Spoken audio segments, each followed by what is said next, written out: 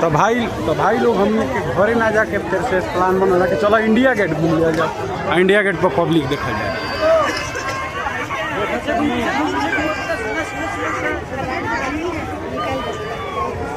ये मेरी वाइफ है, साथ में वाइफ है। भाई सब है, देख सकता नहीं रहुआ सब है, भीड़ देखा लो भाई। ओह, अब इंडिया गेट के पास में जाकर हम रहुआ सबके दिखाओ तनी का व्यू बा। हमारे गर्लफ्रेंड कहाँ है? फर्स्ट व्यू ऊपरवा जाके चढ़ा रहा था हाफ गर्लफ्रेंड मूविया में ना, वजह से शूटिंग हो रहा है। श्रद्धा कपूर रहा है, आगे दिखाते हैं।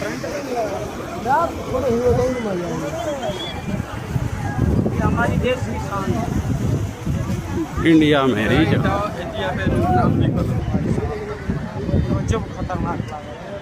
ड्यूटी रखा है भाई जवान को देखो।